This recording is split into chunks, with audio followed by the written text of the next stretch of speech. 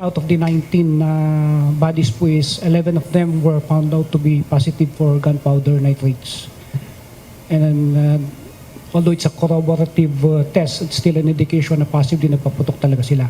Positibo sa gunpowder residue ang 11 sa 19 na nasawi sa engkwentro sa pagitan ng Philippine Army at pinaghihinalaang miyembro ng New People's Army sa Toboso, Negros Occidental noong April 19. Ngunit paliwanag ng Philippine National Police Regional Forensic Unit, hindi nangangahulugang ito lamang ang nagpaputok ng baril.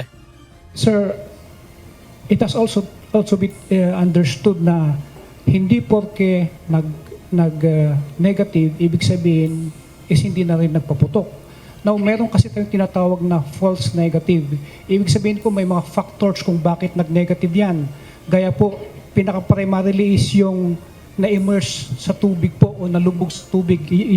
Nakita niyo naman kanina yung pinakita ni Colonel Wenceslao, yung kung paano itsura ng mga bodies. Most of them are immersed in tubig, ibig sabihin nabasa yung kamay. Another one is to consider is yung distance ng muzzle, yung layo. Kasi rifle yan, malayo. Ibig sabihin, malayo yung putok niyan, yung gunpowder residue niyan, mas malayo sa kamay para mapunta. Isinaalang-alang din ang mataas na moisture dahil maaaring makaapekto ito sa gunpowder residue. Kinonsidera din ang direksyon ng hangin dahil open ang lugar at madaling tangayin ang pulbura. Sinagot din ng Armed Forces of the Philippines at PNP ang mga isyung may pagkukulang umano sa paghawak sa mga labi. Ayon sa kanila, mismong mga pamilya ang kumilala sa mga nasawi, habang ang Scene of the Crime Operatives o SOCO ng PNP ang nagsagawa ng proseso sa lugar. Ipinaliwanag din nila ang mga tanong kung bakit sa ulo at likod ang tama ng ilan sa mga nasawi.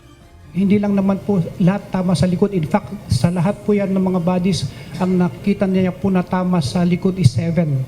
7 po. But again, it doesn't mean na likod lang yung may tama. Ibig sabihin sa other parts, may tama din po.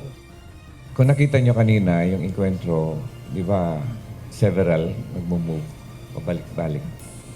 So there's a possibility talaga na all around ang putukan. Ang cover nila yung pilapil lang doon, di ba?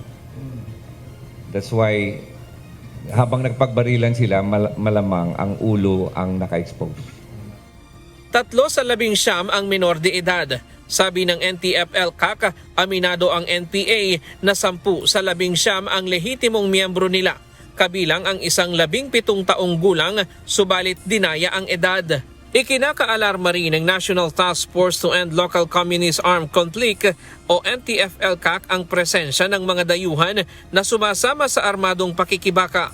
Kaya tumutulong na sa kanila ang Department of Foreign Affairs at may pakikipag-ugnayan na rin sila sa US State Department at sa British government upang matugunan ang issue. Equally alarming ang involvement ng foreign nationals at Filipino diaspora. Ang pagkamatay nila Lyle Frijoles at Kai Sorem ay nagpapakita ng dangerous recruitment pathways na ginagamit para i-exploit ang kabataan at mga komunidad abroad. Ilang oras tumagal ang putukan sa pagitan ng tropa ng pamahalaan at ng Communist Terrorist Group. Ayon sa militar, ilang beses nag-regroup ang mga rebelde at maraming pagkakataon sana sila para sumuko. Ngunit pinili pa rin nila ang madugong pakikipaglaban. Ryan Lacanlale, UNTV News and Rescue. Diyos ang aming sandigan, serbisyo publiko ang aming pinahahalagahan.